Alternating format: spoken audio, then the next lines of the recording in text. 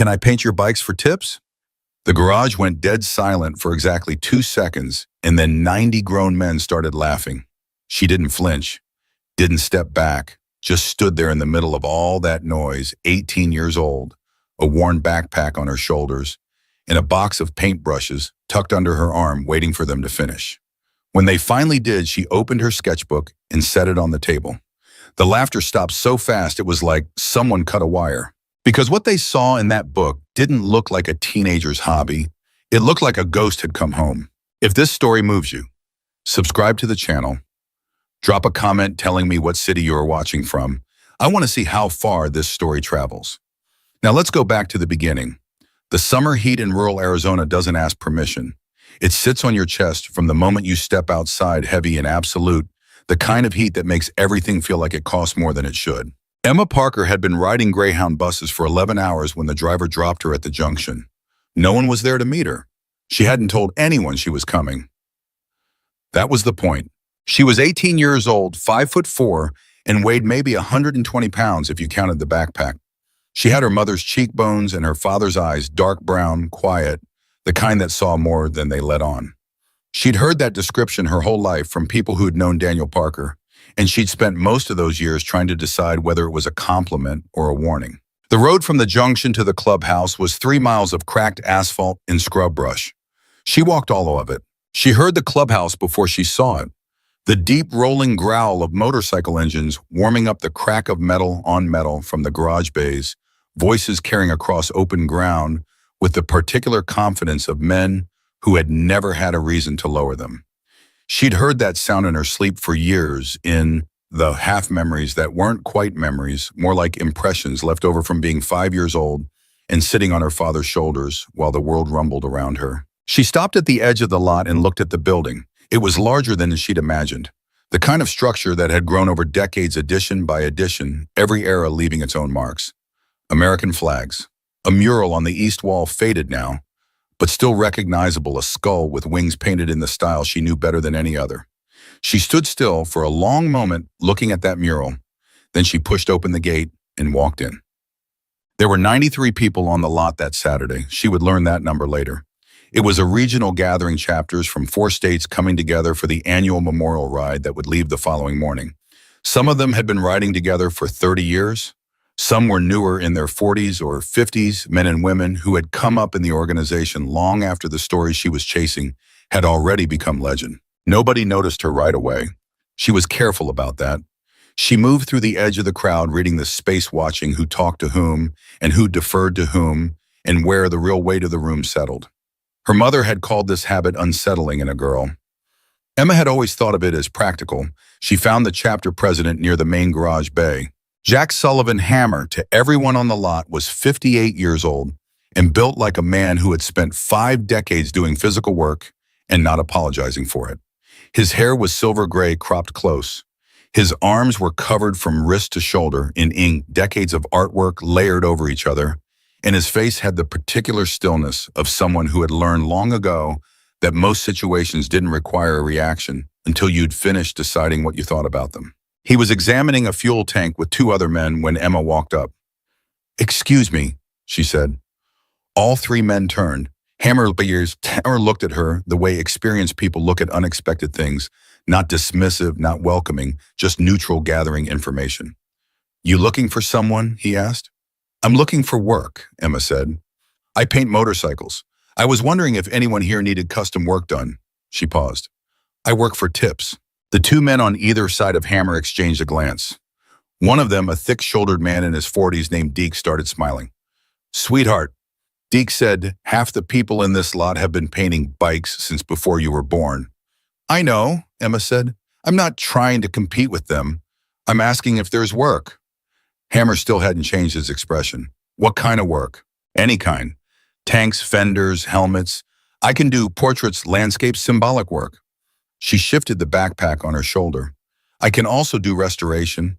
If something's been damaged or faded, I can match original work. Closely." Deke laughed outright at that. He called over to 3 other men nearby. "Hey kid, here says she can restore original custom work. Says she does portraits." He said it the way you'd announce a punchline you were setting up. The laughter spread fast, not cruel exactly the way laughter spreads in a crowd that's relaxed and in a good mood and happy for entertainment. Emma stood in the middle of it and waited. Hammer raised one hand slightly, not a command, just a gesture, and the noise settled. "Let me see your sketchbook," he said. Emma unzipped her backpack, took out the sketchbook, and laid it flat on the workbench between them. The laughter died completely. Hammer didn't speak for almost a full minute. He turned pages carefully with the particular deliberateness of someone who understood what they were looking at and needed to be sure they were seeing it correctly. The two men flanking him leaned in. Deke's smile had evaporated entirely. The drawings were extraordinary. That was the only word that fit. Not impressive for her age, not promising, not good, extraordinary, full stop. Motorcycle portraits rendered with a technical precision that shouldn't have been possible with pencil and charcoal. Wing designs of a complexity that required both mechanical knowledge and genuine artistic instinct. Portraits of men on bikes that captured something beyond likeness. They captured the particular quality of stillness that men carry when they've spent decades doing one thing and loving it. But it was the style that stopped Hammer cold. He knew that style. Every man over 40 on that lot knew that style. He looked up from the sketchbook slowly. "Where did you learn to draw like this?" he asked. His voice was still measured, but something had shifted in it. Emma met his eyes. "My father taught me," she said. Hammer studied her face. "Who's your father?" she told him. The name hit the garage like a stone dropping into still water, and the silence that followed spread outward in rings. Daniel Parker. The name moved through the crowd faster than Emma could track. She watched it happen the way a word travels through a group of people who all share the same reaction to it, passing from face to face like a current. Men who had been 20 feet away drifted closer without quite realizing they were doing it. Conversation stopped. Someone set down a wrench. Hammer hadn't looked away from her. "Daniel Parker," he said slowly. "Daniel Parker's daughter." "Emma Parker," she said. "I'm 18. I've been looking for information about what happened to him for 3 years. She held his gaze. "I was told some of the people who knew him best would be here this weekend. So I came." Hammer looked at her for a long time. Then he looked back down at the sketchbook. "Where's your mother?" he asked. "Tucson. She doesn't know I'm here." "She know about this?" He gestured at the sketchbook. "The drawings. Yes. The trip, no." Something that might have been the beginning of a smile crossed Hammer's face and then disappeared. He closed the sketchbook carefully and pushed it back across the workbench toward her. "Can you do tanks?" he said. "Yes." "You ever done a full custom job? Not sketches, actual paint on metal?" "Since I was 12, Emma said. "I've done 47 bikes. I have photographs if you want to see them." Hammer was quiet for a moment. Then he turned to Deke. "Pull the old Sportster out of the back," he said. "The bare one." Deke stared at him. "Hammer." "The bare one," Hammer repeated. "Give her what she needs." BIKERS. They gave her a stripped fuel tank and fender off a 1978 Sportster that had been sitting in the back of the garage for 2 years, waiting for someone to decide what to do with it. They gave her access to the paint supplies along the back wall, a professional setup, the kind of equipment that serious custom painters used, and they stepped back. What happened over the next 2 hours was something that most of the men there would describe differently, depending on who asked them, and all of those descriptions would be accurate. Some of them said she was fast. Others said she was slow, methodical, almost meditative. Both were true. She moved quickly when the work required speed and held absolutely still when it required stillness, and she seemed to always know which was which. Some of them said she barely looked at the metal, while she worked like her hands were operating independently of her eyes. Others said she never looked away, that her focus was total and unbroken. Both of those were true too. But what all 93 people agreed on, every single one of them, when they talked about it afterward, was the moment around the 90-minute mark when Pete Larson, 61 years old, and a member of the chapter for over 30 years, walked up to the tank where Emma was working, looked at what she was doing, and had to walk away and sit down by himself for 5 minutes. Pete had ridden with Daniel Parker, had watched him paint, had sat in this same garage 2 decades ago and watched Daniel work on a fuel tank in exactly this way, with exactly this quality of attention, making exactly these choices about color and line and negative space. He knew what he was looking at. When he came back, his eyes were red. He didn't say anything about that. He just stood behind Emma and watched her finish. When Emma set down her brush and stepped back from the tank, nobody spoke for a moment. The artwork was extraordinary, not in a way that required explanation or expertise to appreciate the kind of extraordinary that simply hits you in the chest before your brain has time to categorize it. A complex design built around the club's traditional imagery, rendered with a technical mastery that belonged to someone with decades of practice, not 2 years of serious study. But layered within the larger design, almost invisible unless you knew to look, were the details that made Pete Larson's hands shake. Hidden symbols, small and precise, worked into the negative space of the wings. Road markings embedded in the borderwork. A small signature flourish in the lower left corner. Not initials, not a name, just a particular curved line that functioned like a fingerprint. Daniel Parker's fingerprint. Hammer stood in front of the tank for a long time without speaking. When he finally turned to look at Emma, his face was unreadable. "Your father show you all of this?" he asked. "The symbols, the hidden marks." "Everything I know he taught me," Emma said. "Some of it I learned from him directly. Some of it I learned from his sketchbooks after he disappeared." She paused. "He left 3 of them. My mother kept them in a box in the closet for 12 years. She gave them to me on my 15th birthday." Another pause. "I don't think she expected me to spend the next 3 years learning every mark in them." "Why did you?" Hammer asked. Emma considered the question, not in a way that suggested she didn't know the answer, more like she was deciding how much of the answer to give. "Because he was my father," she finally said, "and because I wanted to understand what he was trying to say. Not just in the paintings, in everything." She looked at the fuel tank. "He built things into his work that most people never saw. I spent 3 years figuring out what they meant. And what I figured out is that I can't answer the rest of my questions from sketchbooks alone." Hammer studied her. "What questions?" "The ones about why he disappeared," Emma said. "Who he was to the people here. What happened on that charity ride 12 years ago?" She looked at him directly. "And why someone named Victor Langley has been trying to purchase my father's remaining artwork from my mother for the past 2 years." The name landed differently than Daniel Parker's had. Daniel Parker's name had spread warmth through the crowd, recognition, nostalgia, grief. Victor Langley's name spread something colder. Hammer's expression didn't change, but something behind his eyes shifted. "Where did you hear that name?" he said. "From my mother," Emma said. "He's contacted her 4 times in 2 years. He's offering significant money for any original work my father left behind. He claims they had a business arrangement." She paused. "My mother says she never heard my father mention him once." The garage was very quiet. "She didn't sell him anything?" Hammer asked. "No. She stopped returning his calls." Emma looked around at the faces surrounding her. 3 weeks after the last call, someone broke into our apartment. Nothing was taken.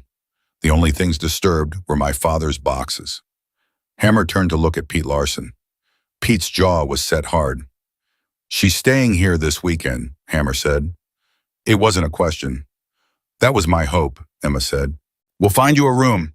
He picked up the fuel tank, carefully examined the artwork one more time.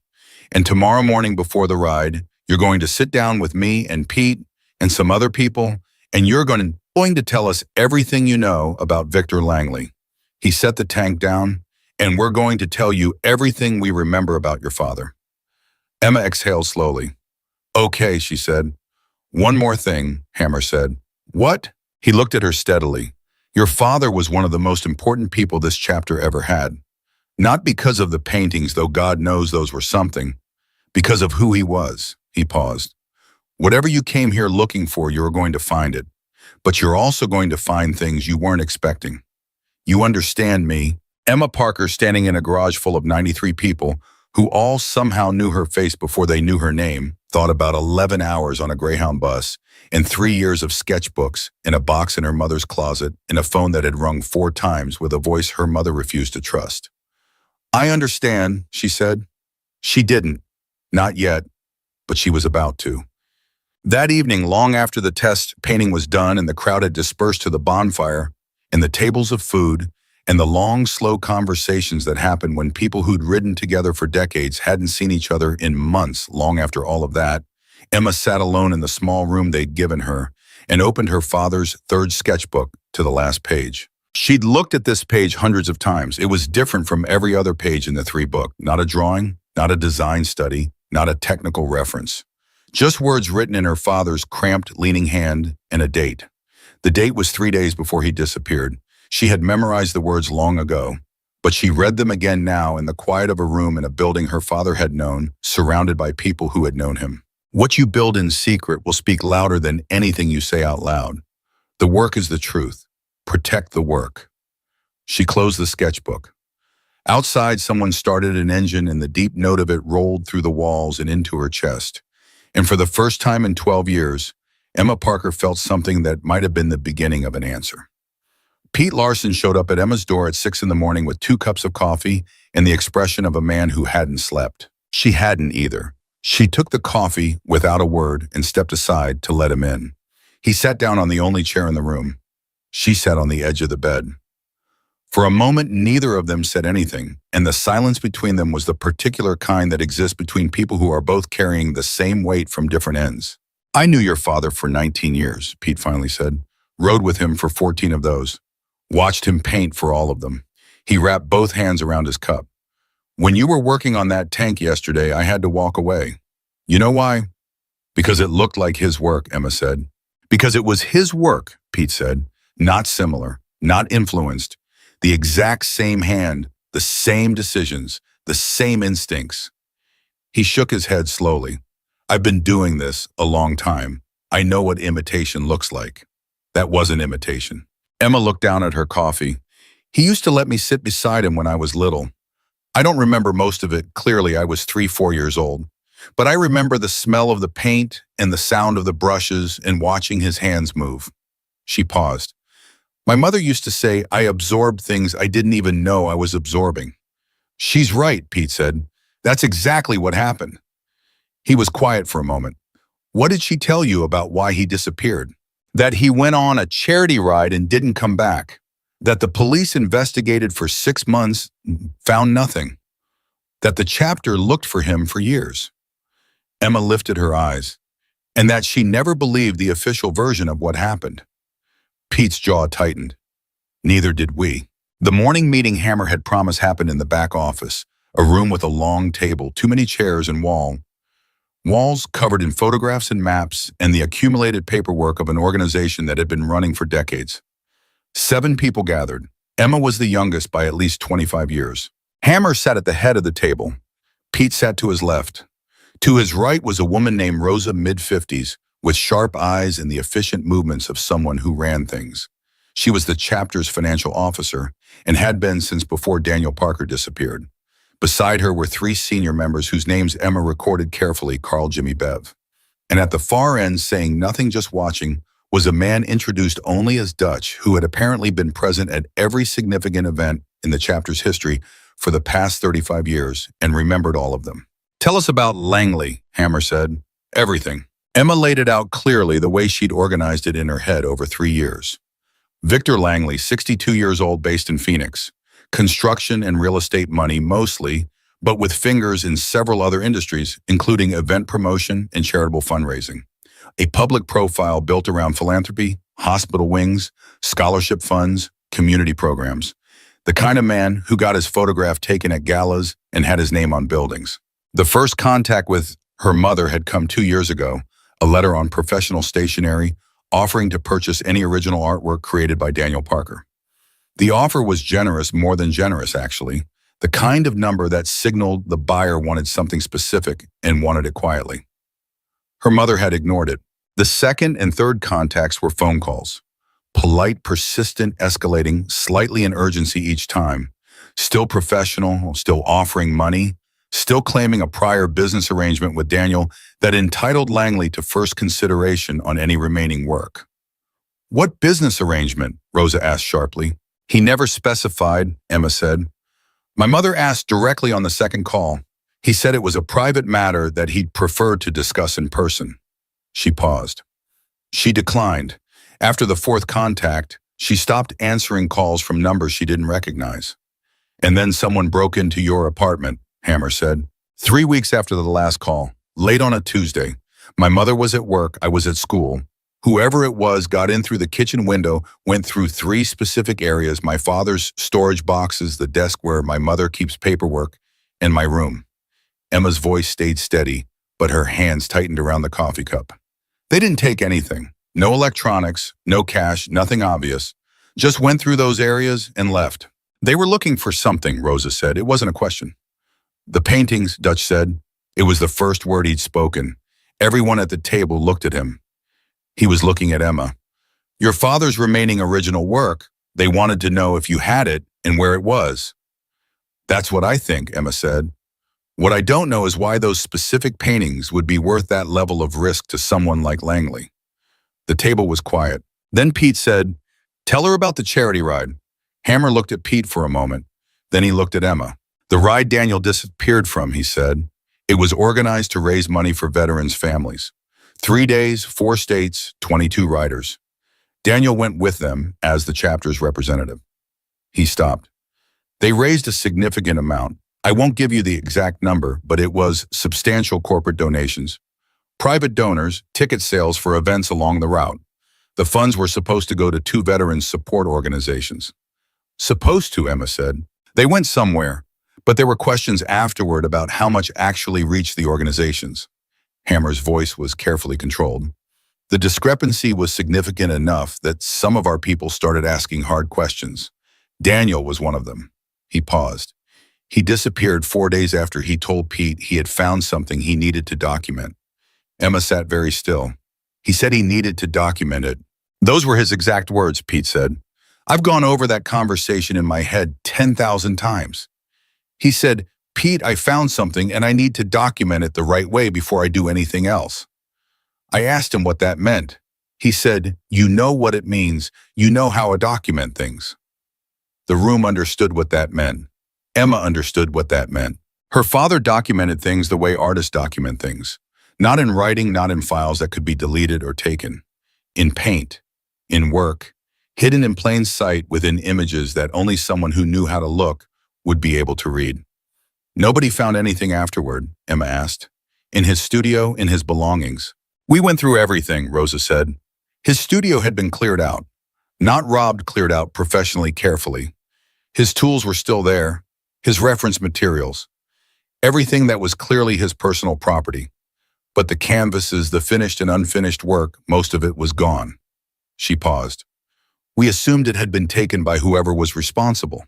We assumed whatever evidence he documented was gone with it." "Most of it," Emma said carefully. Rosa looked at her. "What do you know?" "I don't know anything yet," Emma said. "But Langley is still looking for something, which means he doesn't have everything."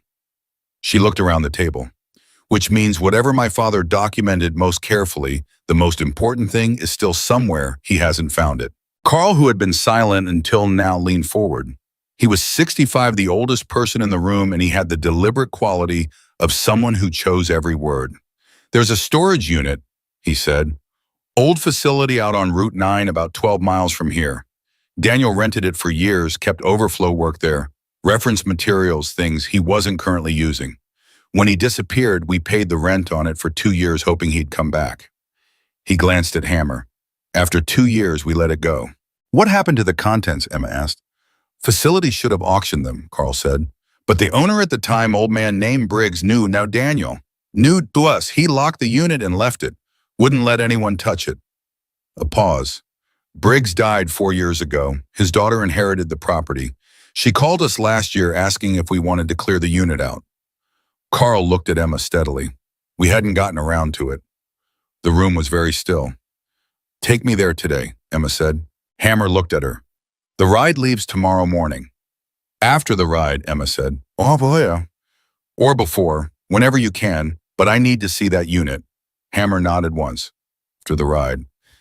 The memorial ride left at 9 the next morning, 91 bikes rolling out in formation, the sound of them filling the air for miles before they cleared the county.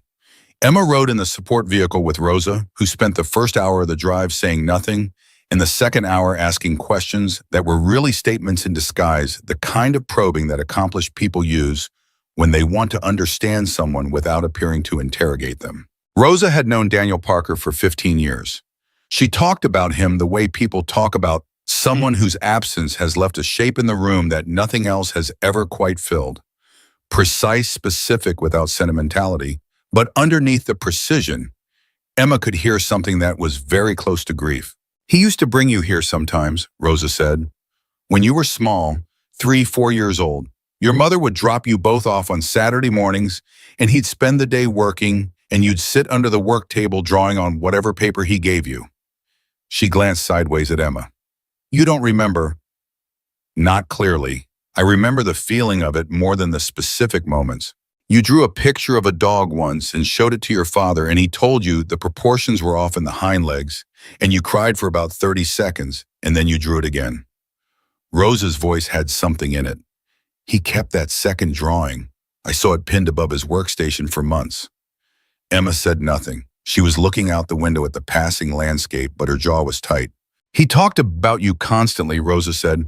What you were learning, what you were curious about, what made you laugh.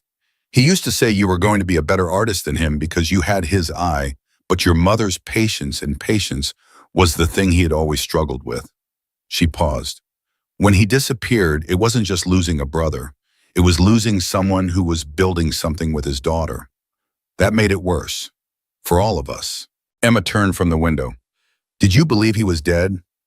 Rosa considered the question seriously. For the first few years, no. We believed he was in danger, hiding that he'd surface when it was safe. After 5 years, most people shifted. After 10, it's hard to hold on to hope for 10 years. She paused. But I never believed he simply fell off a road somewhere and nobody found a trace of him. That story never sat right. It didn't sit right with my mother either. Your mother, Rosa said carefully, is either the strongest woman I've never met or the most stubborn. Daniel used to say she was both. Despite everything, Emma almost smiled. The ride came back in the late afternoon. 91 bikes returning in the same formation they'd left in, and there was something about watching them come back, the precision of it, the collective weight of all those years of shared road that hit Emma somewhere she hadn't expected. These were the people her father had chosen, not born to them, not assigned to them, chosen them and been chosen back. And they had held his memory for 12 years with the kind of fidelity that most people never inspired in anyone. She thought about the words in the sketchbook. What you build in secret will speak louder than anything you say out loud. He had built something in secret, and it had waited 12 years for someone with his eyes to come find it. Hammer found her after the ride wound down, while people were still milling and the noise hadn't fully settled. You ready, he said. She was. Mom. The storage facility on Route 9 was the kind of place that accumulated time visibly, a long row of metal door units behind a chain-link fence, the kind of property that asked no questions and answered none. The unit was near the back number 14 with a padlock that had been there long enough that the metal had taken on the color of the surrounding air. Carl was there with a key. He'd had it for 4 years since Briggs's daughter had called. He hadn't used it yet. Emma watched his face as he approached the door, the particular expression of a man about to open something he'd been keeping closed. The door rolled up. The smell of old paint and turpentine hit Emma first, so familiar it was almost physical. The smell of her father's studio that she remembered in her body rather than her mind. She stood in the entrance and breathed it in and didn't move for a moment. Take your time, Hammer said quietly beside her. She stepped inside. The unit was densely stacked, years of a working artist's overflow, organized with the particular logic of someone who knew exactly where everything was and expected to come back for it. Reference book supply boxes, wooden crates sealed with hardware cloth, and along the back wall, stacked in flat storage racks, canvases. Dozens of them. Emma moved through the space methodically, the way her father had taught her to assess a collection, not grabbing, not rushing, reading the surfaces for information before touching anything. Most of the canvases were work she recognized from descriptions in his sketchbooks, studies, experiments, work in progress. She was halfway through the 4th rack when she stopped. Her hand was resting on the edge of a canvas that felt different, heavier, rolled rather than stretched and wrapped in a second layer of oilcloth that had been tied with the particular double knot her father used for work he wanted to protect from humidity. She looked at it for a long moment without moving. What is it? Pete said from behind her. I don't know yet, Emma said. She carefully moved the surrounding canvases to give herself room and lifted the wrapped roll free of the rack. It was large, roughly 5 feet. When she set it upright, the weight of serious canvas in serious paint. She untied the oilcloth with steady hands, though her heart was not steady, and unwrapped it slowly. She had to clear a space on the floor to unroll it. Hammer and Pete and Carl stood behind her, and the four of them watched the painting reveal itself in sections as the canvas unrolled. At first, it looked like an accident scene. A motorcycle crash rendered in Daniel Parker's unmistakable hand, the dark expressionism he used for serious work, the way he made paint carry emotional weight that had nothing to do with beauty. The scene was chaotic, violent, real in the way that only first-hand witness creates. And then the faces. Emma stopped unrolling. In the center of the canvas, among the chaos of the crash scene, Daniel had painted 3 faces with photographic clarity.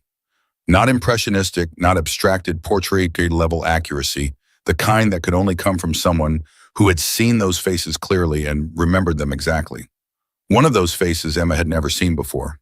One of them she had seen on the television news during a Phoenix charity gala 6 months ago. One of them she had seen on professional stationery at the top of a letter her mother had showed her 2 years ago. Victor Langley. Her hands were shaking. She made herself finish unrolling the canvas. The lower section of the painting was different from the upper. Not the crash scene, but something denser layered the kind of visual complexity her father used when he was building information into work. Dates rendered as part of the design. Numbers worked into the border. And actual text small and precise, woven into the negative space of the composition in a way that required knowing it was there to find it. Emma leaned close and began to read. She read for a long time. Behind her, nobody spoke. When she finally sat back on her heels, the unit was very quiet. She could hear the distant sound of the highway, the settling of the metal walls around them. "What does it say?" Hammer asked. His voice was careful, the voice of someone who had been waiting 12 years for this moment and was now trying not to break it with the wrong word. Emma looked up at him. Her eyes were dry. Her voice was steady. She had decided somewhere in the past 3 minutes that she was not going to fall apart in this unit, that she was going to hold herself together long enough to say what needed to be said. "My father didn't disappear," she said. "He was run off the road. The crash in this painting, this is the crash. He survived it at least initially, and he had enough time to document what he'd found." She looked back at the canvas, the charity funds he traced where they went. Langley was running a diversion scheme through the fundraising events, pulling money into shell accounts before it reached the veterans organizations. "My father figured out the mechanism, got documentation of specific transactions, and hid it in this painting." She paused. "And the 3 faces in the scene, these are the 3 men who ran him off the road." The silence in the unit was absolute. "One of them is Victor Langley," Pete said. He'd been reading over her shoulder. "One of them is Victor Langley," Emma confirmed. Carl had his phone out. His hands were completely still. "I'm calling the attorney," he said. Hammer was looking at the canvas with an expression that Emma had no name for: grief and fury, and something that looked like resolution, all of it at once, none of it canceling the others out. He looked at Emma, and his voice, when it came, was very quiet. "Your father knew someone would find this eventually," he said. "He built it so that the right person would find it." Emma looked at the painting, at the faces her father had recorded with his artist's precision, at the hidden text he'd woven into the composition, at the 12 years of patience encoded in oil and canvas. "He built it for me," she said. "He just didn't know it would take this long." Outside the storage unit, the sun was going down over the Arizona desert, and somewhere on a highway 12 years in the past, a man who had known someone who would come looking had left the most important thing he ever painted in the only safe place he could think of. His daughter was home. Carl made 3 phone calls in the parking lot of that storage facility, and by the time he finished the 3rd one, the temperature of everything had changed. The chapter's attorney was a man named Gerald Hoyt, 60 years old, former federal prosecutor, the kind of lawyer who had seen enough of the world that almost nothing surprised him anymore. Almost. When Carl described the contents of the rolled canvas, Hoyt went quiet for long enough that Carl had to ask if he was still on the line. "I'm here," Hoyt said. "Don't touch anything else in that unit. Don't photograph the canvas on personal devices. Don't discuss the specifics outside of people you trust completely." A pause. "I'll be there by tomorrow morning." Carl relayed this to the group standing around the open unit. Nobody argued. Hammer had the padlock back on the door within 10 minutes, and they drove back to the clubhouse in the kind of silence that follows moments when the shape of a situation has permanently changed. Emma sat in the backseat of Hammer's truck and held herself very still. Her hands were in her lap. She wasn't looking out the window. She was doing the thing she did when she needed to process something too large to process quickly. She was sorting it the way her father had taught her to sort a complex composition, breaking it into components, understanding each piece before trying to see the whole. Her father had been murdered. That was the piece she kept returning to. Not disappeared, not lost. Murdered, or as close to it as made no practical difference, by men who needed the evidence he'd gathered to stay hidden.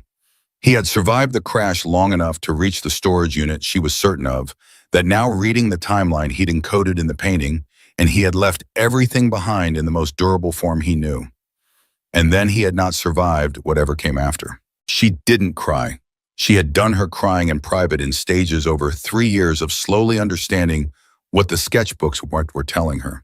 What she felt now was something different, harder and quieter and more purposeful.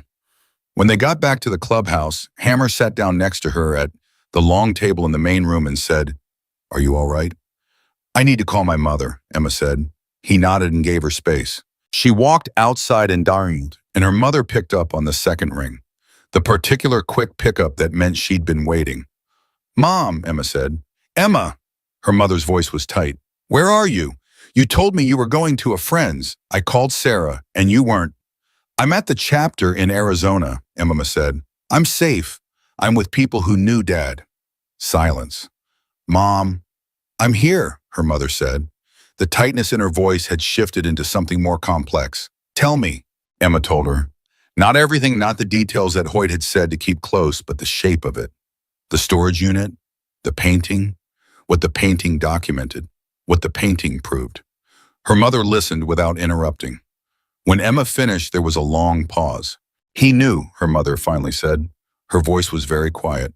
"He knew what he'd found was dangerous. The week before the ride, he was different. Careful. He kept saying things like he was checking off items in his head."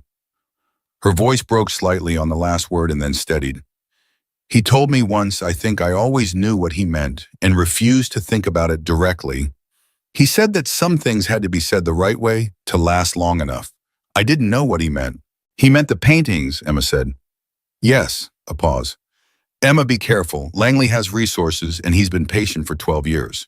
A man who waits 12 years for something isn't going to give up because an 18-year-old girl found it first." "I know," Emma said. "I mean it. Don't be heroic. Let the people around you help you." Emma looked back at the lit windows of the clubhouse, at the silhouettes of people moving inside. "I think I have the right people around me," she said. "Your father thought so too," her mother said softly. "He was right about that, at least." After she hung up, Emma stood outside for a few minutes, and the night air of the Arizona desert pressed against her, warm and dry and indifferent, and she thought about a man who had built his most important truth into a painting and hidden it in a storage unit 12 miles from the people who would eventually help his daughter understand it. She went back inside. Gerald Hoyt arrived at 7 the next morning in a charcoal gray suit that looked aggressively out of place in the clubhouse parking lot. He was compact, precise, with silver-rimmed glasses and the careful eyes of someone who read everything, including people, before responding. He shook Emma's hand with both of his and held it for a moment. "Your father," he said, "was one of the most principled people I ever met. I want you to know that before we start." "You knew him?" Emma asked, surprised. "He did some artwork for my daughter's quinceañera years ago," Hoyt said. "We had dinner a few times after that. He never told me what he was documenting. I wish he had, but I always knew he was someone who took evidence seriously." He released her hand. "Let's go look at this painting." They went back to the unit with a professional photographer Hoyt had brought, a forensic art consultant named Dr. Yi, who worked primarily with insurance companies and courts, and 2 people from a law firm Hoyt had contacted the night before. The canvas was unrolled on a clean tarp laid on the concrete floor, and Dr. Yi spent 90 minutes examining it in the particular focused silence of an expert doing serious work. Emma stood to one side and watched. Hammer stood next to her, arms crossed, not talking, which she had come to understand was his way of being present. When Dr. Yi finally straightened up, she looked at Hoyt over her glasses. "The paint chemistry is consistent with the period," she said. "I can confirm with lab analysis, but the aging signatures are right for something done 12 to 14 years ago. The embedded text is original to the painting, not added later. It's under the final glazing layer. She paused. Whoever did this knew exactly what they were doing. The text is protected. It's inside the work, not on top of it. Can it be read in full? Hoyt asked. With enhancement, yes. Most of it is already legible to the naked eye if you know to look for it. The dates and the numbers in the border work are clear. The text passages require magnification in a few places, but are intact. She looked at Emma. Did your father have a background in documentation, legal, or forensic? Not formally, Emma said, but he was meticulous. He believed that if something was worth recording, it was worth recording correctly. Dr. Yi nodded slowly. He recorded this correctly. Hoyt turned to Emma. Here's where we are. The painting constitutes physical evidence of witness testimony. Your father was documenting what he observed.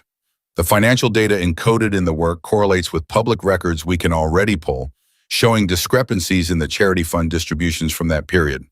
The faces in the crash scene combined with the timeline he documented give investigators specific individuals in a specific sequence of events to examine.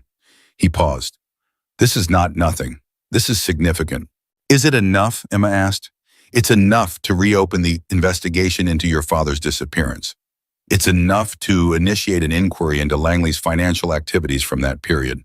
Whether it's enough for prosecution depends on what investigators find when they start pulling threads. He looked at her steadily. But Emma, this is 12-year-old evidence. Langley has had 12 years to cover his tracks. This is a beginning, not an ending. Emma absorbed that. What do we do now? Now, Hoyt said, we do this the right way, completely by the book, so that nothing Langley's attorneys can say later undermines the integrity of what your father left behind. He looked at Hammer. And now Victor Langley finds out he's been looking in the wrong places for 12 years. What happened next happened fast, and then slower, and then fast again, the rhythm of legal and institutional processes that Emma had no previous experience with and had to learn on the fly while simultaneously dealing with everything else. Within 48 hours of Hoyt's examination, two things happened that changed the temperature again. First, a forensic accounting firm Hoyt retained pulled 3 years of public financial records related to the charity events Langley had organized during that period and found irregularities significant enough that their preliminary report used the word systematic. Second, a retired state investigator named Ray Bowen, who had worked the original case of Daniel Parker's disappearance and had always believed the official closure was premature, called Hoyt's office the morning after Hoyt reached out to him. I kept a personal file, Bowen said when Hoyt put him on speaker, in the clubhouse office with Emma and Hammer present. When a case gets closed in a way that doesn't sit right, you keep a file. I've had the Parker file in my garage for 11 years. His voice was the voice of a man releasing something he'd been holding for a long time. There was a witness, a gas station attendant on Route 9 who told us he saw a motorcycle go off the road and saw a second vehicle, a dark SUV, stop and then leave fast. His statement was in the initial report, and then it wasn't. Someone pulled it. The room went very still. Someone pulled the witness statement from the official record, Hammer said. Not a question. From the official record, Bowen confirmed. I kept my own copy. I always kept my own copy. A pause. The witness's description of the SUV make partial plate matches a vehicle registered to a holding company that Langley used during that period. Another pause. I know what it looks like. I've known for 11 years. Emma felt the floor shift under her in a way that had nothing to do with physics. Her father hadn't just been killed because he'd found evidence. He'd been killed, and then the evidence of his killing had been buried, and the man responsible had spent 12 years attending charity galas and having his name put on buildings. She pressed her hands flat on the table in front of her and breathed. Mr. Bowen, she said, her voice was completely steady. I want to thank you for keeping that file. A long pause from the other end of the line. Miss Parker, I'm sorry it took this long for it to matter, Bowen said. I'm sorry I couldn't do more when it would have made a difference. You kept the truth, Emma said. That made a difference. My father would have understood that. After the call ended, the room was quiet for a moment. Then Hammer said, Langley's going to find out we have the painting. It's not a question of if. How soon, Emma asked. Depends on who he has watching, Hammer said. Could be days, could be sooner. He looked at her. He's going to move. Men like him move when they feel the ground shifting. He's going to try to discredit the painting, discredit you, discredit the whole chain of custody.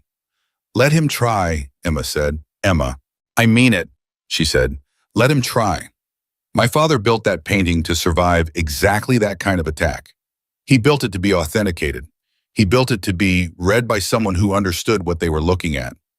She looked at Hammer. Dr. Yi understands what she's looking at. Hoyt understands the law. Bowen has a witness statement that was buried and survived anyway. She paused. Dad spent the last hours of his life making sure the truth was harder to kill than he was. The least I can do is trust the work he left. Hammer looked at her for a long time. You sound like him, he said quietly. Good, Emma said. She meant it. Dope. Victor Langley's first move came 2 days later, faster than anyone had expected. Not legal, not direct. Langley was too careful for that.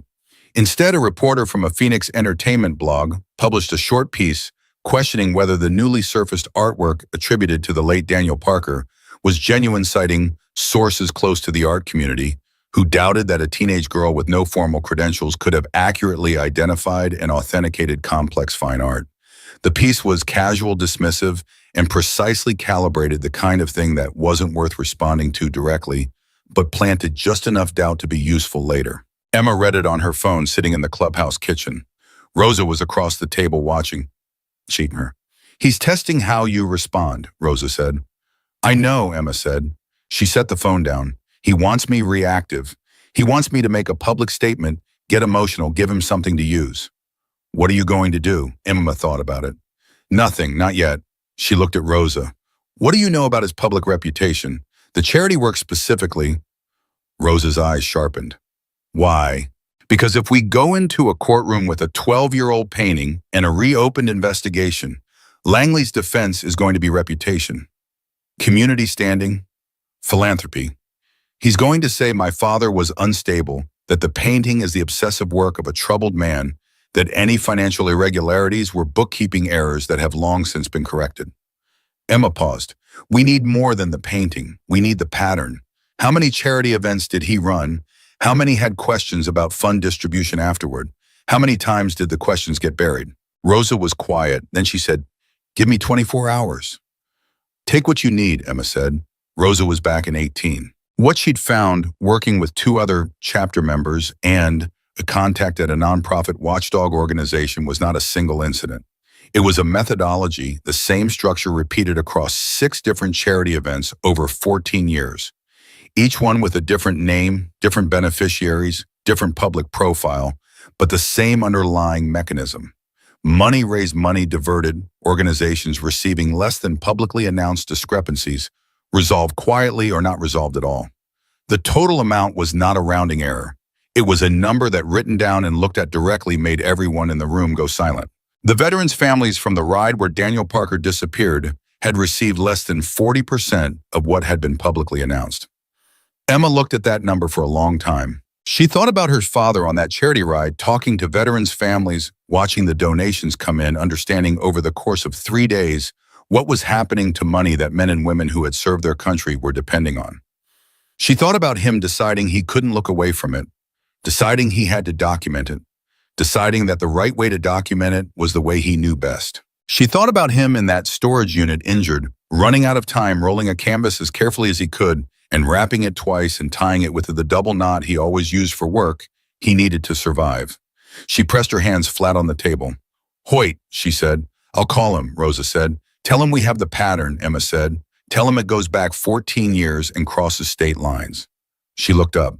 Tell him it's time to stop being careful and start being loud. Rosa picked up her phone.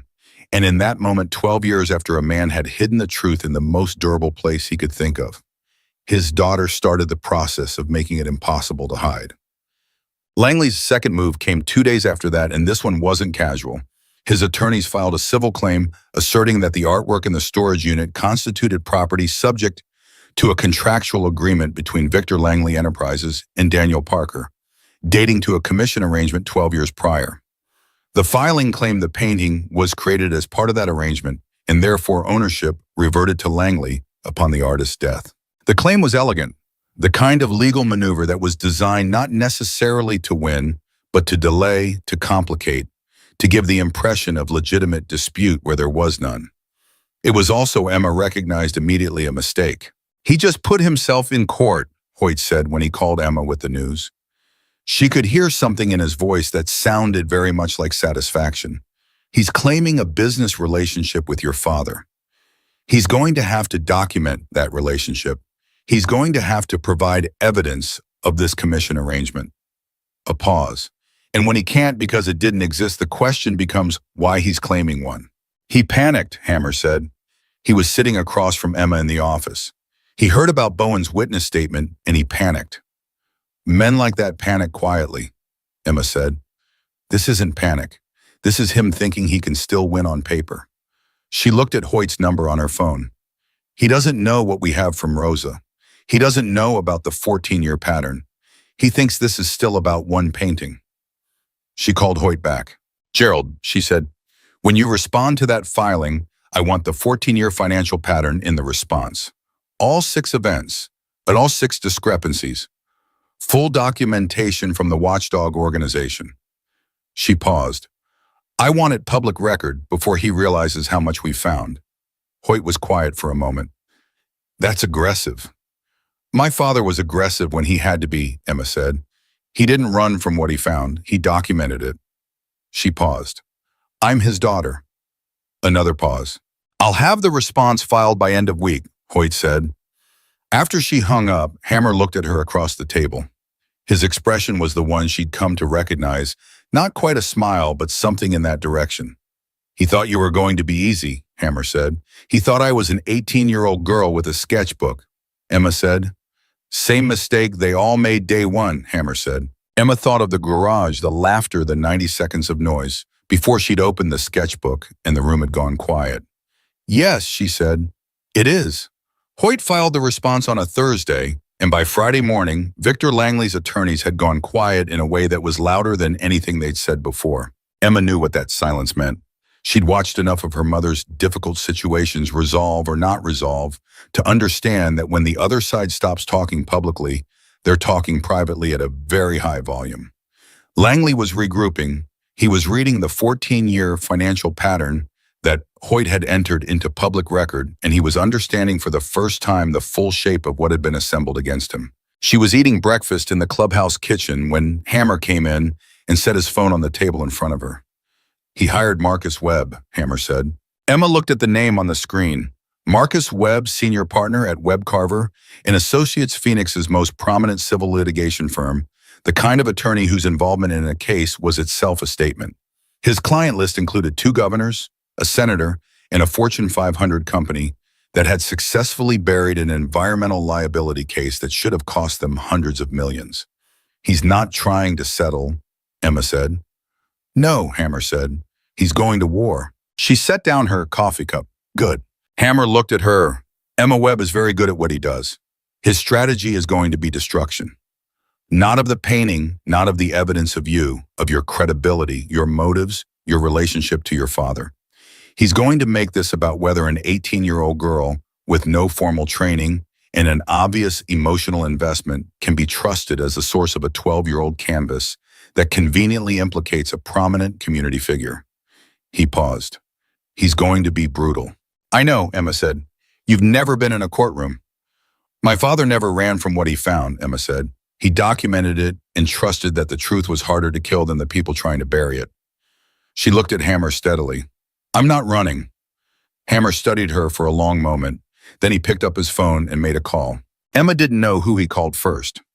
Later, she would find out he made 11 calls that morning before 9 o'clock. Every one of them was to a chapter officer, a senior member, or a long-term brother who had known Daniel Parker. Every call was brief. Every call ended with the same 2 words. We're in. Gerald Hoyt held a strategy meeting 2 days later in a conference room at his firm. Emma sat at the table with Hammer, Pete, Rosa, Carl, Dutch, and Ray Bowen, who had driven 4 hours to be present.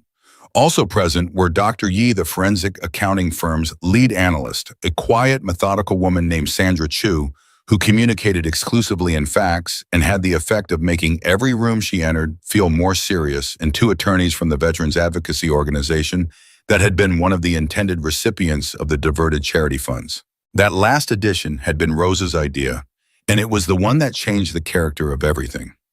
Because the moment the Veterans Organization entered the picture, this stopped being a story about one painting and one man's disappearance and became something significantly larger. The organization has standing, one of their attorneys said. She was mid-40s, direct with the compressed energy of someone who had been fighting underfunded battles for a long time and had learned to be efficient about it. The funds diverted from their allocation over 6 events represent a quantifiable harm. We can join the civil action, which changes the scope of what Langley's attorneys are looking at and significantly expands the discovery process. Meaning, Emma asked. Meaning we can compel financial records going back 14 years. Not just the charity events, the full structure of the entities Langley used to move the money. Every shell company, every holding account, every transfer. She paused. What your father documented was the skeleton. Discovery builds the body around it. Hoyt nodded. Webb is going to try to narrow the scope of the case as much as possible. Keep it focused on the painting's authenticity and Emma's credibility. We expand the scope every time he tries to narrow it. We make this about the full 14-year pattern every time he makes it about one canvas. He'll claim delay, Webb's strategy being anticipated by Hoyt. He'll say 14-year-old financial matters are beyond the statute of limitations. Criminal fraud has no statute of limitations in this state when the fraud is ongoing, the veteran's attorney said flatly. And the most recent event we've documented was 4 years ago. She let that land. He didn't stop. He slowed down, but he didn't stop. The room absorbed that. Emma looked at Sandra Chu. Is that confirmed?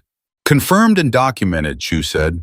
The 4th event in the pattern is 18 months ago, small compared to the earlier ones. But the mechanism is identical. She paused. Either he believed he was completely safe or he couldn't stop. Possibly both. Emma thought about a man who had attended charity galas for 12 years and had his name on buildings and had called her mother 4 times and had broken into their apartment and had never not once stopped. She thought about what that kind of certainty cost and what it revealed about the person carrying it. He thought my father's evidence died with him, Emma said. Yes, Hoyt said. And when my mother started getting calls, he assumed she had something but didn't know what she had. That's the logical reading. He thought he had time, Emma said. He thought he could acquire the paintings, quietly eliminate the evidence, and keep going. She looked around the table. He didn't know about the storage unit. Nobody knew about the storage unit except Carl, Hammer said. And Carl never told anyone what was in it because Carl never opened it. Carl, for his part, said nothing. His jaw was tight in the particular way of a man who was carrying something heavy and choosing not to put it down yet. Carl, Emma said quietly. He looked at her. You kept the key for 4 years, she said. You kept the rent paid for 2 years before that. You didn't let anyone touch it. She paused. You were waiting. I didn't know what I was waiting for, Carl said. His voice was rough. I just knew that unit was Daniel's, and it wasn't right to let it go. He looked down at his hands. Turns out I was waiting for you.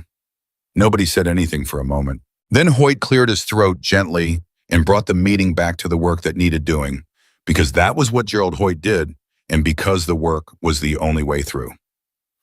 Marcus Webb's first major move came 8 days after Langley retained him, and it was exactly what Hammer had predicted, precise, sophisticated, and aimed directly at Emma. Webb filed a motion challenging the chain of custody of the painting and simultaneously released a statement to several Phoenix media outlets describing Emma Parker as a grieving young woman with understandable but misplaced emotional motivations, who had arrived at a private organization's property under false pretenses, accessed a storage facility without authorization, and now seeks to use unverified artwork to make serious accusations against a respected community leader. The statement was 3 paragraphs long and contained no specific legal argument. It was entirely designed to shape a narrative before the facts could be established. Emma read it twice, then called Hoyt. I want to respond, she said. Emma, not publicly, not to the media. She paused. I want to paint. Hoyt was quiet for a beat. What? I want to demonstrate formally and on record that I can produce work consistent with my father's authenticated style. Not to prove ownership, Dr. Yi has that. To destroy the premise that my identification of his techniques is emotional guesswork. Her voice was even. Webb's argument rests on the idea that I can't reliably recognize my father's work. I want to remove that argument before it reaches a judge. Hoyt was quiet for a moment. That's smart. My father taught me to build arguments you can hold in your hands, Emma said. Let me build this one. 2 days later, in the presence of Dr. Yi, two additional forensic art consultants retained by Hoyt and a notary, Emma Parker, sat down at a work table in the chapter's garage and painted. She worked for 4 hours. She produced two pieces, one in her own developing style, distinct and personal, and one executed in deliberate, faithful reproduction of her father's documented techniques, using the same methods, the same hidden structural choices, the same embedded signatures that Dr. Yi had cataloged from the storage unit canvas. The three consultants examined both pieces for 90 minutes afterward. Their consensus was unambiguous. The second piece demonstrated not merely familiarity with Daniel Parker's methods, but deep structural understanding of them, the kind of knowledge that could only come from years of direct instruction and study. It was not forgery, it was inheritance. Webb loses the credibility argument, Hoyt said when he reviewed the consultant's preliminary findings that evening. He can't claim you don't know what you're looking at. The record now shows you absolutely know what you're looking at. He paused. He's going to pivot to something else. I don't know what yet. I do, Emma said. Oh, he's going to go after the chapter, Emma said. He's going to argue that Hammer and the others influenced my identification, that the environment I was brought into was inherently biased, that 90 people who love my father aren't capable of objective assessment of evidence connected to his death. She paused. It's the only move he has left that doesn't require him to directly attack the painting's authenticity, which he can't do because Dr. Yi's analysis is bulletproof. Hoyt was quiet. That's a reasonable prediction. It's what I'd do if I were him and desperate, Emma said. You think he's desperate? Emma thought about 14 years of carefully constructed public philanthropy. She thought about 4 phone calls to her mother and a broken window and a dark SUV on Route 9 12 years ago. He's been desperate since the moment my father decided not to look away, she said. He just got very good at not showing it. Webb's pivot came exactly as Emma had anticipated, and it came with a speed that confirmed Hoyt's read that Langley was operating from something close to panic, dressed as strategy. The new filing argued that the so-called evidence had been handled, interpreted, and promoted exclusively by members of an organization with a documented adversarial history whose interest in implicating Victor Langley was not evidentiary but personal and retaliatory. It named Hammer specifically. It named Pete. It made careful reference to the chapter's history in a way that was legally precise and publicly damaging, not alleging specific crimes, just invoking associations, letting the reader's assumptions do the work. Emma was in the main room when Hammer read the filing on his phone.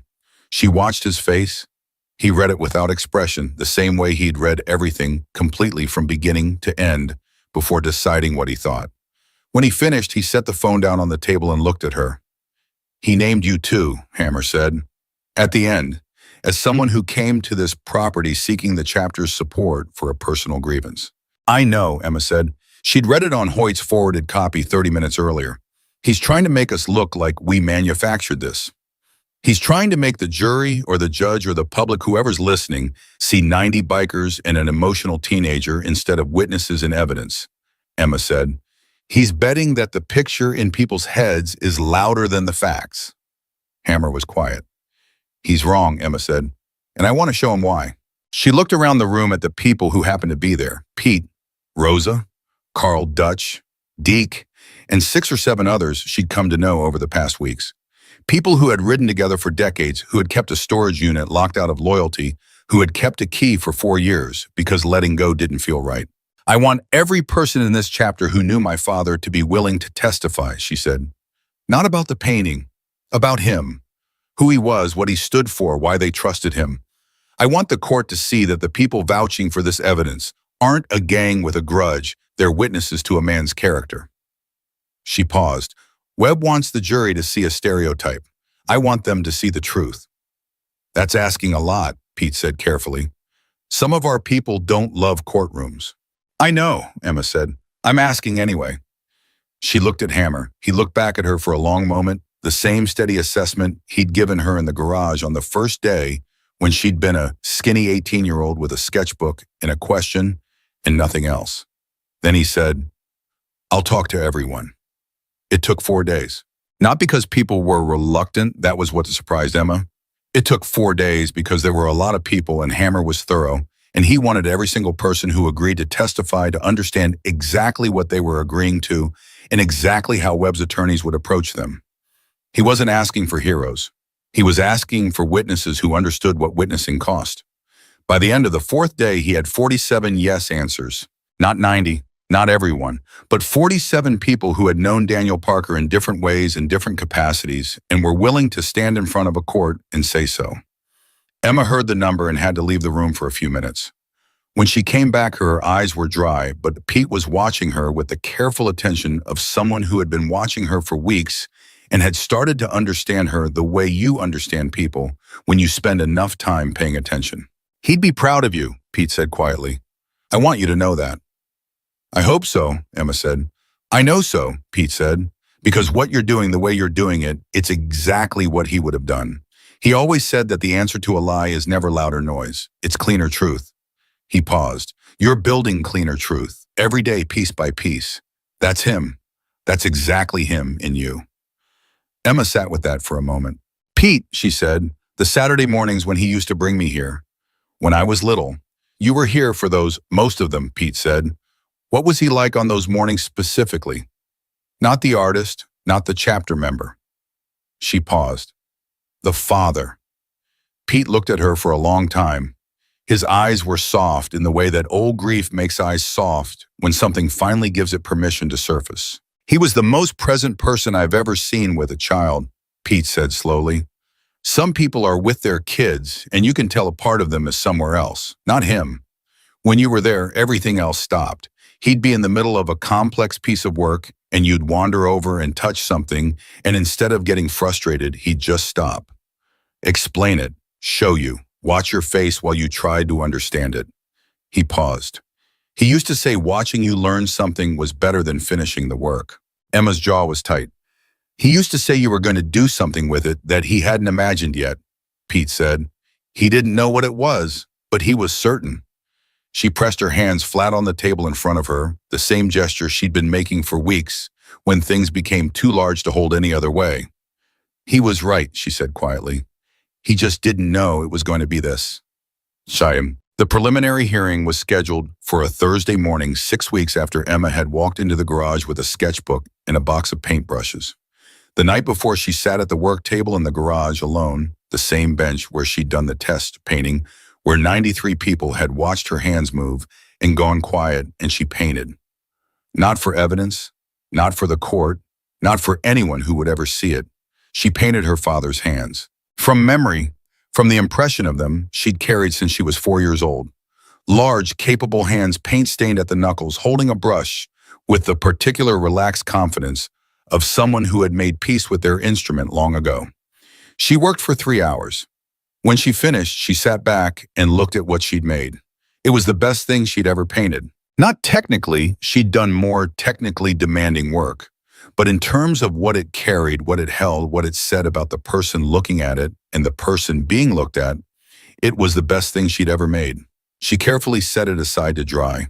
Then she went to bed because tomorrow was going to be a long day, and Daniel Parker had taught her that rest was part of the work, and she was in every way that mattered her father's daughter. The courthouse parking lot at 7:30 in the morning was quiet. Hoyt was already inside with his team. The Veterans Organization attorneys were meeting in a coffee shop 2 blocks away. Ray Bowen had driven up the night before and was staying at a motel on the edge of town. Emma arrived with Hammer and Pete and Rosa in Hammer's truck. When they walked into the courthouse, the man at the security desk looked at Hammer, took in the vest, the patches, the silver hair, and then looked at Emma and then looked back at the parking lot behind them. Because the parking lot was filling up. 47 motorcycles arriving in groups of 3 and 4 and 5, pulling into the courthouse parking lot with the unhurried precision of people who had ridden together for decades and knew how to arrive somewhere with collective weight. Not loud, not aggressive, not a demonstration, just people who had known Daniel Parker coming to say so. The security guard looked at Hammer. "They're with her," Hammer said, nodding toward Emma. Emma walked through the metal detector and straightened her jacket and looked at the hallway ahead of her. Somewhere in this building, Victor Langley and Marcus Webb were preparing to argue that the truth her father had hidden in a rolled canvas was too old, too complicated, and too connected to unreliable sources to deserve the court's serious attention. She thought of her father's words in the sketchbook. "What you build in secret will speak louder than anything you say out loud. The work is the truth. Protect the work." She had protected it. Now it was time to let it speak. The preliminary hearing lasted 4 hours, and Marcus Webb was very good at his job. Emma had expected that.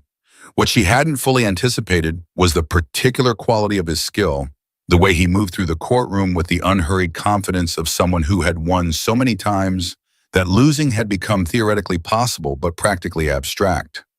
He challenged the chain of custody on the painting with surgical precision.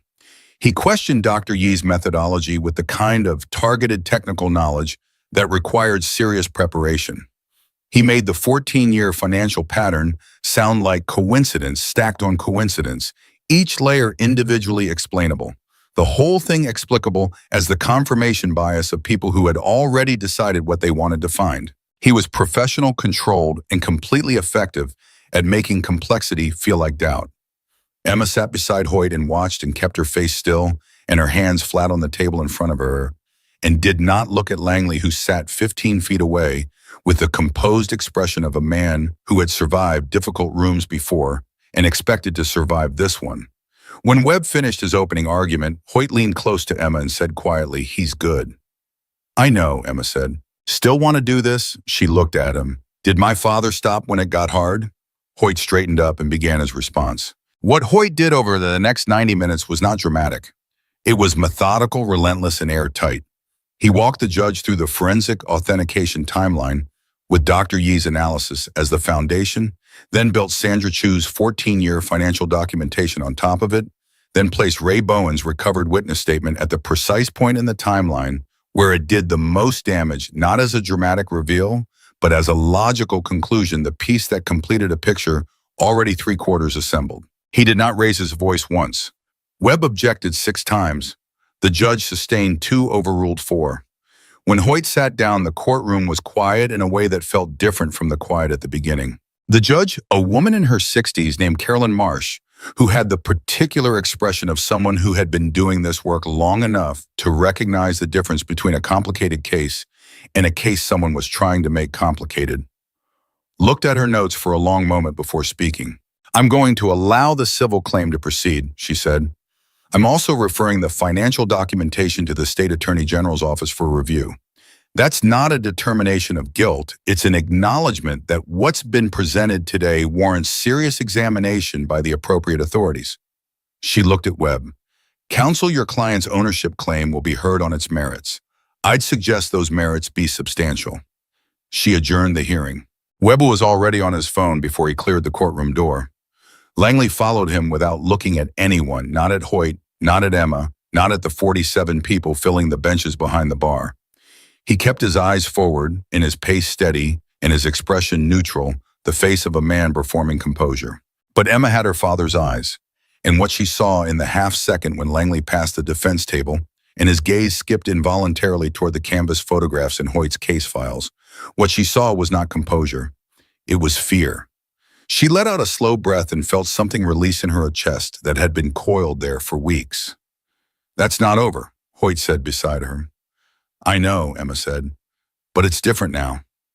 "Very different," Hoyt said, and he almost smiled. So what they said. The Attorney General's office moved faster than anyone expected.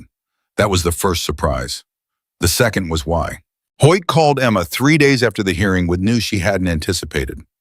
The AG's office had independently and prior to any referral been conducting a preliminary inquiry into Langley's charitable organizations following an unrelated tip from a financial regulator 18 months earlier. The inquiry had stalled for lack of specific documentation. Sandra Chu's 14-year pattern analysis entered into court record and therefore public had provided exactly the framework their investigators needed to understand what they were already looking at. They weren't starting from zero, Hoyt said. They were starting from halfway and didn't know it. We gave them the map. My father gave them the map, Emma said. Yes, Hoyt said. He did. The third surprise came from a direction nobody had seen coming. One of the three men whose faces Daniel Parker had painted into the crash scene, not Langley, one of the others contacted Hoyt's office through a private attorney 4 days after the AG referral became public knowledge.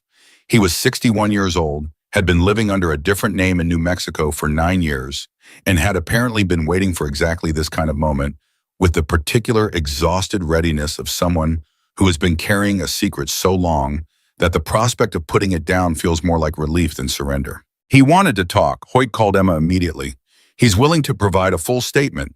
The crash, the planning before it, the conversations with Langley, everything. His voice was careful. Emma, this is the testimony that makes the criminal case, not just the civil claim, actual criminal prosecution. If what he's offering is what he says it is, when, Emma said. He wants to meet next week. Neutral location, his attorney present, ours present. Preliminary conversation to establish scope before anything formal. Emma was quiet for a moment. She was thinking about 12 years, about her mother's face when she'd called from Arizona, about a storage unit on Route 9 that had been locked since before she was old enough to understand why. Tell him yes, she said. And tell him my father documented what happened because he believed the truth was worth protecting, regardless of the cost. She paused. If this man has been carrying this for 12 years, he already knows that cost. He doesn't need a lecture from me. Hoyt was quiet for a beat. You're sure?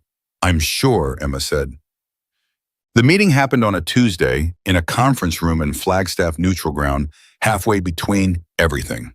The man's name, his real name, was Thomas Guidry. He was thin gray with the careful movements of someone who had been living carefully for a long time.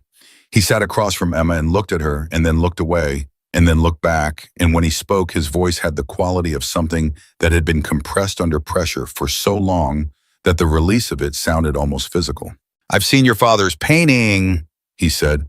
My attorney showed me the photographs from the court filing. He stopped. He got it right. Every detail.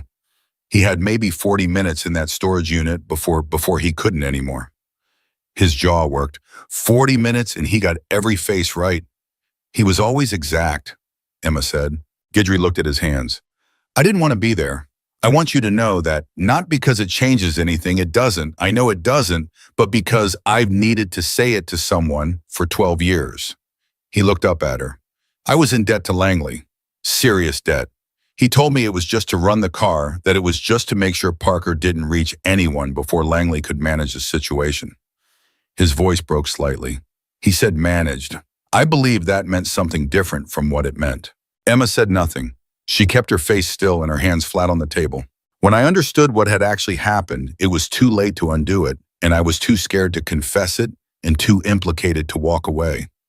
Guidry pressed both hands flat on the table. I've spent 12 years being scared, and I am tired. I am so tired of it. He looked at Emma directly. I'll tell the investigators everything. Dates, conversations, Langley's instructions, what I saw, what I did, everything. His voice was very quiet. It won't bring him back. I know that. No, Emma said. It won't. But it's what I have, Guidry said. Emma looked at him for a long moment, at a man destroyed from the inside by something he'd chosen not to choose, but had failed to stop. And she felt something complicated move through her that wasn't forgiveness and wasn't fury and wasn't absolution. It was something more like recognition, the recognition of what fear costs when you let it run long enough. Give your statement, she said. Tell the truth completely. That's what he would have wanted. She paused. That's all he ever wanted. Guidry nodded once and his attorney began taking notes, and outside the conference room window, the Arizona afternoon was bright and indifferent and going on regardless, the way afternoons do. Victor Langley was arrested on a Wednesday morning 8 weeks after Emma Parker had walked into a garage with a sketchbook and asked if she could paint motorcycles for tips. The charges were substantial fraud, conspiracy, obstruction of justice, and one count connected to the events on Route 9 12 years prior that the prosecutor's office had been building carefully since Guidry's statement. Langley's attorneys were present at the arrest, which meant he'd known it was coming, which meant the fear Emma had seen in his eyes at the courthouse had been fully realized in the weeks since. Emma heard about it from Hoyt, who called at 7 in the morning with the quiet satisfaction of someone who had been doing this work for 30 years and still felt the particular weight of a moment like this. It's not the end of the process, Hoyt said. There's a long road between an arrest and a verdict. You understand that. I understand, Emma said. But the painting is entered into evidence. Guidry's statement is on record. Bowen's recovered witness statement is on record. Yen, Chu's financial analysis is on record. He paused. Your father built something that survived 12 years and the best attorney money could buy. I want you to sit with that for a moment. Emma sat with it, though. She was in the garage when she got the call at the workbench, where she'd been spending most of her mornings lately, not because anyone had asked her to, but because the work was where she felt most like herself, most like the person her father had been building toward, something without knowing what the something was. She set the phone down and picked up a brush and held it without moving for a moment. Then she put it down again and called her mother. Her mother picked up on the first ring this time. I heard, her mother said before Emma could speak. Her voice was something Emma had never quite heard from her before. Not relief, not grief, not triumph. Somewhere between all three in the place where complicated things live when they've finally been allowed to be complicated. Rosa called me 10 minutes ago. Mom, Emma, her mother's voice was very steady. He knew you'd find it. I want you to know that I think he knew. Not consciously, not with a plan, but somewhere in him when he rolled that canvas up and wrapped it twice and tied it with that knot he always used. She stopped. He knew. Emma closed her eyes. I think so too, she said. They were quiet together for a moment, the two of them, across a phone line from Tucson to a garage in rural Arizona, carrying the same weight from different ends the way they always had. Come home soon, her mother said. Soon, Emma said. There's something I need to do first. The memorial ride was Hammer's idea, and it came together the way things come together in a community that has been waiting for permission to grieve properly, fast, organic, and larger than anyone had planned for. It was scheduled for a Saturday in late October, 6 months after Emma had first walked through the gate. What had been intended as a chapter event became something else entirely when the word spread. Veterans organizations sent representatives. Former members who had moved to other states called to say they were coming. People who had known Daniel Parker in contexts entirely separate from the chapter customers who'd commissioned work, artists who'd known him from shows and galleries, people from the neighborhood where he'd grown up, appeared at the chapter lot on Saturday morning in numbers that made the parking situation genuinely complicated. Emma moved through all of it with the particular calm that comes after a very long period of sustained focus has finally reached its resolution. She talked to people, shook hands, listened to stories about her father she'd never heard before, received them with the open attention of someone who understood that every story was a piece of a person she was still assembling, still learning, still earning the right to fully know. Pete stayed close to her all morning without being obvious about it the way he'd been doing for months. She'd stopped being surprised by it. She'd started being grateful for it in a way she didn't always know how to say. Rosa had organized the catering and the logistics with the precise efficiency Emma had come to expect from her. And at one point in the morning, Emma caught Rosa watching her from across the lot with an expression that was very close to the expression Emma's mother sometimes wore. The expression of a woman watching someone she's decided to look out for and has stopped trying to explain. Dutch said nothing all morning as usual and was somehow present everywhere as usual. Carl arrived late and parked at the far end of the lot and stood by himself for a few minutes before Emma walked over to him. He looked at her when she approached, and his jaw was doing the tight thing again. You kept the key, Emma said. I kept the key, he said. Thank you, Carl. He nodded once the nod of a man who doesn't trust himself to speak right now, and Emma put her hand briefly on his arm and then moved on because Carl was the kind of person who needed you to know that you understood and then needed you to let him carry it the rest of the way himself. The ride left at noon, 212 motorcycles, the largest gathering the chapter had ever hosted, rolling out in formation with a noise that Emma felt in her sternum and recognized finally and completely as the sound of her earliest memory. She rode in the support vehicle again with Rosa. This time they talked the whole way. Not about the case, not about Langley, not about courts or attorneys or evidence, just about Daniel Parker. Stories Emma hadn't heard. Stories Rosa had been holding for years, waiting for the right person to tell them to. By the time the ride came back, Emma knew her father in ways she hadn't known him that morning. That was the gift the day kept giving each person who'd known him. adding one more piece, one more specific true thing, building a person out of accumulated testimony, the way her father had built truth into accumulated paint. At the end of the event, when the crowd had gathered in the main lot and the food had been eaten and the stories had been told and the light was doing what late October afternoon light does in Arizona, long and amber, and particular Hammer stepped up onto the back of a truck bed and called for quiet. The crowd settled. "Most of you know why we're here," Hammer said. He didn't use a microphone. He didn't need one. His voice carried the way voices carry when the person using them has everyone's full attention. Daniel Parker was a brother, an artist, a man who found the truth when it was inconvenient to find it and documented it when it was dangerous to document it and trusted that someone would eventually come looking. He paused. Someone came looking. He looked at Emma standing at the edge of the gathered crowd. "She's been with us for 6 months now," he said. "She walked in here with a sketchbook and her father's hands and her father's eyes and more courage than most people twice her age will ever find." Another pause. "She asked if she could paint our bikes 4 tips." A sound moved through the crowd, not quite laughter, not quite tears, something in between that was uniquely human. "We owe her something better than tips," Hammer said. "So tonight she's going to show us something she's been working on for the last 3 months. And after that, anyone who wants to say something about Daniel Parker can say it." He stepped down from the truck. Emma. Emma walked to the center of the lot where a large canvas had been mounted on a frame that Deke and 2 other members had built and positioned facing the crowd. It was covered with a black cloth. She stood in front of it and looked at the 200 people looking at her. She thought about what to say. She decided not to say anything. She reached up and pulled the black cloth free. The crowd went silent so completely that the sound of the cloth falling was audible. The painting was large, 8 feet by 5 feet, the biggest thing Emma had ever made. She had worked on it every evening for 3 months in the garage, after everyone else had gone alone with the work the way her father had taught her to be alone with the work. It showed a highway, not a specific highway.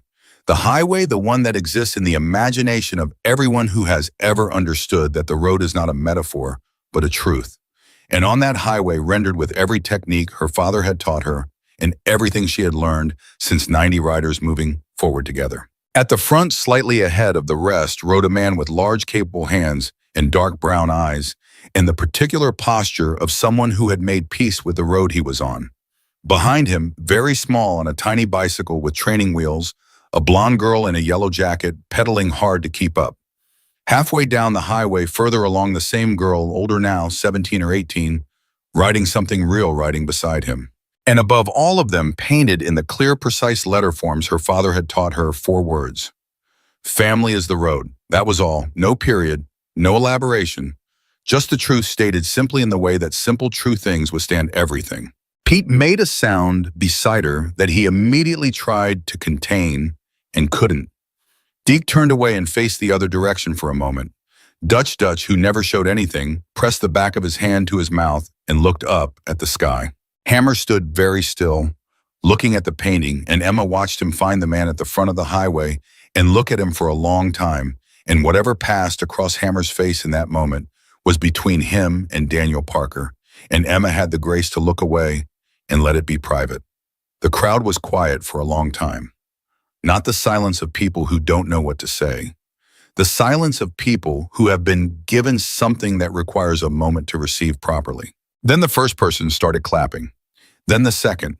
Then it was everyone all at once, and Emma stood in the middle of it and felt it move through her, and she thought about 11 hours on a Greyhound bus and a sketchbook and a box of paintbrushes and the particular way her father had always tied a double knot on work he needed to last. She had lasted. The work had lasted. The truth had lasted. Rosa appeared at her shoulder and said nothing. Just put her hand briefly on Emma's back, the gesture of a woman who understood that some moments don't need words.